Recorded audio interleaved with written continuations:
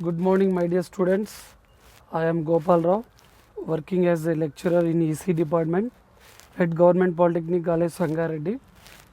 In this lecture, I will explain topic. Today topic is sketch energy level diagrams for conductors, semiconductors, insulators. And second topic, distinguish between intrinsic and extrinsic semiconductors. Upon the completion of this topic, the student will be able to know these two about topic: sketch energy level diagrams for conductors, semiconductors, insulators, and comparison between intrinsic and extrinsic semiconductors.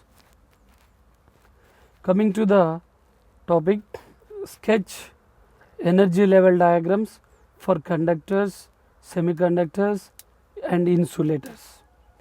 Based on the energy band diagram, the solids are classified into three types. First one, insulator. Insulator is a bad conductor of electricity. And second one, conductor. Conductor is a good conductor of electricity, is called conductor. Semiconductor, third one, semiconductor. A material whose conductivity lies in between conductor and insulator is known as semiconductor. So below you can see the three figures.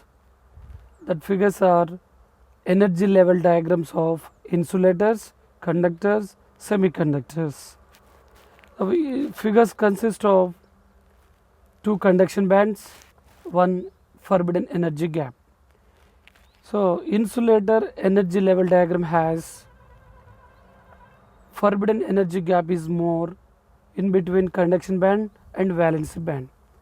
And coming to the conductors, the forbidden energy gap is overlapping. And coming to the semiconductors, forbidden energy gap is small. So coming to the insulators. Insulators are those substances which do not allow the passage of electric current through them. Do not allow the passage of electric current through them is nothing but insulators. In terms of energy bands, the insulators have a full valency band and an empty conduction band and large energy gap between conduction and valency bands. For diamond, the forbidden energy gap is about 6 electric volt. Since the energy gap is very large, a very high electric field is required to push the valence electron to the conduction band. So energy gap is very large. It requires high electric field to push the valence electrons to the conduction band. Valence electrons to the conduction band. For this reason, the electrical conductivity of such material is extremely small under ordinary conditions.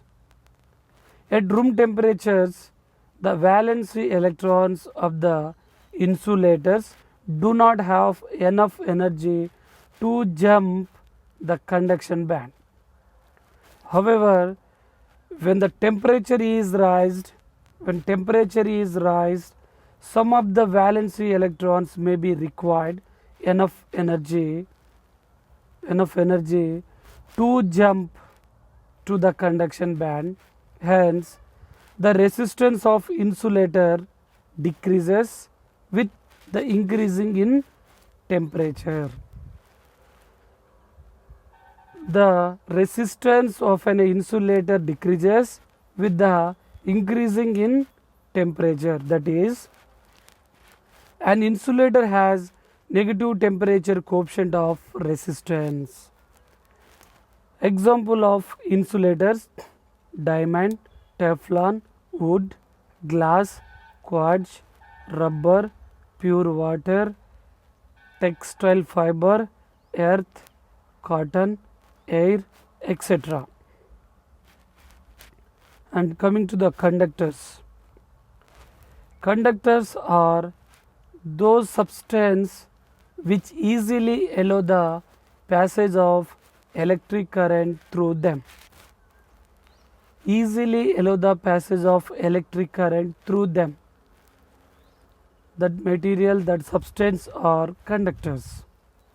In terms of energy band, according to the energy level diagram, the valency and conduction bands overlap each other as shown in the figure above.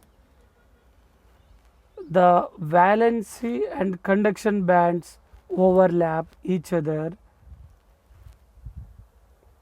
Due to this overlapping, a slight potential difference across a conductor causes the free electrons to constitute electric current. Conductors have positive temperature coefficient of resistance, that is, their resistance increases with increasing in temperature. Their resistance increases with increases in temperature. For most metals, the resistance increases about 0.4% for per degree Celsius increases in temperature. Example of conductors: aluminum, copper, gold, etc.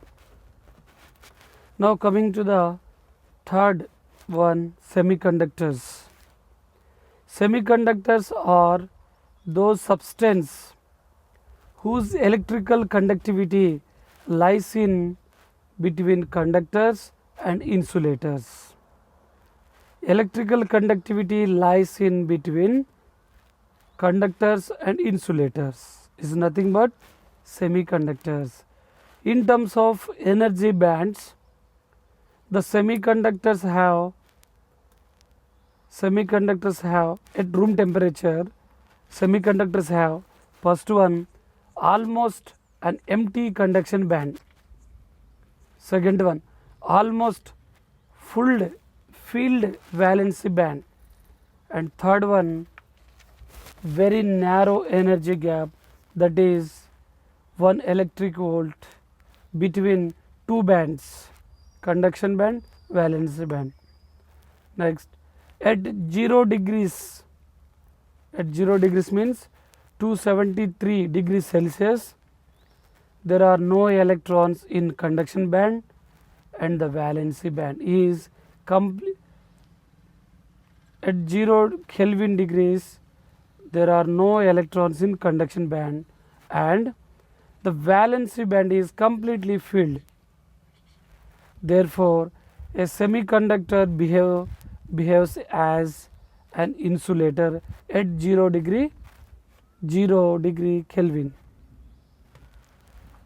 As the temperature is raised, more valency electrons can jump from valency band to conduction band and the conductivity increases. This shows that the conductivity of semiconductor increases with the rises in temperature, that is, semiconductor has negative temperature coefficient resistance. Examples of semiconductor is silicon, germanium. And coming to the next topic, types of semiconductor. Semiconductor has two types. First one, intrinsic or pure semiconductor. Second one, extrinsic or impure semiconductor. Again, extrinsic semiconductor classified into two types.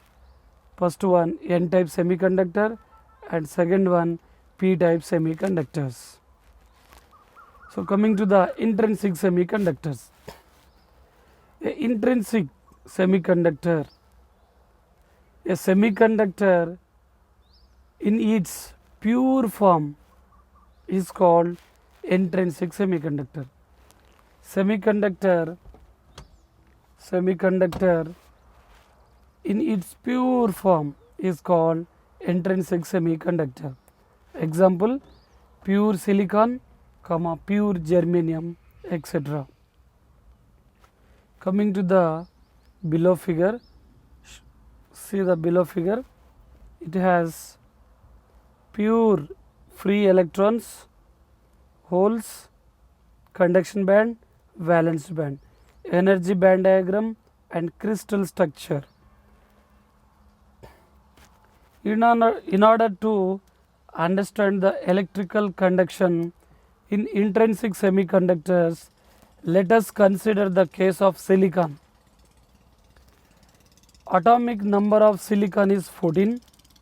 Its electronic configuration is 1s square, 2s square, 2p6, 3s2, 3p2.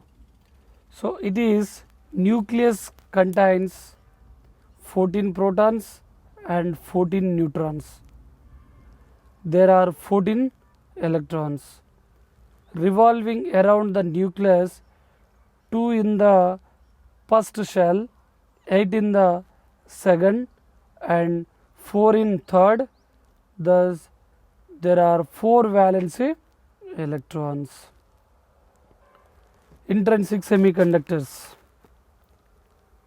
The process of adding impurities to pure semiconductor is known as doping, and the impurity that is added is known as dopant. A semiconductor containing impurity atoms is known as extrinsic doped or impure semiconductor. The impurities may be pentavalent or trivalent atoms. The pentavalent impurities having 5 valency electrons, example phosphorus, arsenic, antimony. The trivalent impurity having 3 valency electrons, example aluminium, boron, gallium and indium. The purpose of adding impurity is to increase either the number of free electrons or holes in the semiconductor crystals. If a pentavalent impurity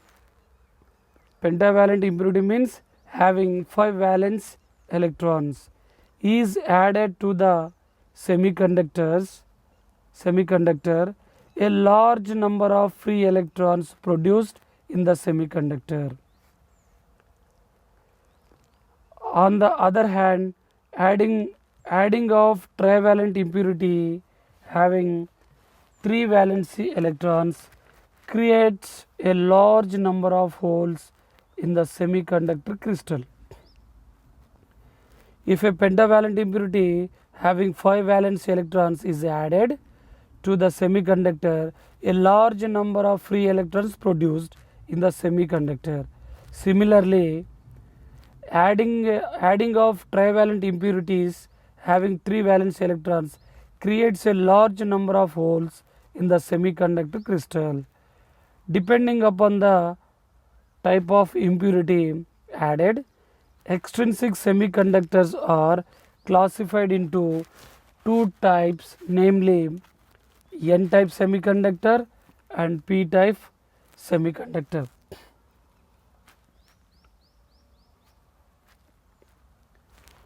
Each of these 4 electrons form a bond with another valency electrons of the neighboring atoms. This is nothing but sharing of electrons. Such bonds are called covalent bonds.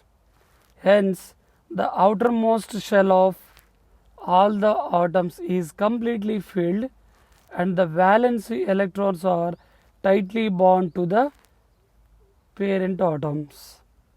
No free electrons are available at absolute zero temperature. Hence, such an intrinsic semiconductor behaves as a perfect insulator at absolute zero temperature. The crystal structure and energy band diagram of intrinsic semiconductor is shown in above figure. Points to be remembered: in an intrinsic semiconductor at room temperature, current conduction is very less. To significantly increase the conductivity of the conductors, some suitable impurities are added to pure semiconductors. An impure semiconductor is known as extrinsic semiconductor. The distinguish between intrinsic and extrinsic semiconductors, or comparison between intrinsic and extrinsic semiconductors. So, first one, intrinsic semiconductor. A pure semiconductor is called intrinsic semiconductor. Coming to the extrinsic semiconductor, the doped semiconductor is called extrinsic semiconductor. Second one, at 0 degrees or 0 degree Kelvin, it behaves as an insulator. At 0 degrees, it behaves as an insulator. Number 3, number of free electrons and holes are equal in intrinsic semiconductor. Number of free electrons and holes are not equal in extrinsic semiconductor. In intrinsic semiconductor, the Fermi level is at the center of forbidden gap. Coming to the extrinsic semiconductor, the Fermi level just below the conduction band in n-type and just above the valency band in p-type semiconductor. Examples of intrinsic semiconductor: pure silicon and pure germanium. Examples of extrinsic semiconductor: p-type and n-type semiconductors. Coming to the semiconductors, intrinsic semiconductors: poor conductivity at room temperature, high conductivity at room temperature. Extrinsic semiconductor has high conductivity at room temperature. The frequently asked question of about two topic is sketch the energy level diagrams for conductors, semiconductors and insulators. And second question, explain about intrinsic semiconductor. Third one, explain about extrinsic semiconductor. And fourth one, distinguish between intrinsic and extrinsic semiconductor. Thank you all.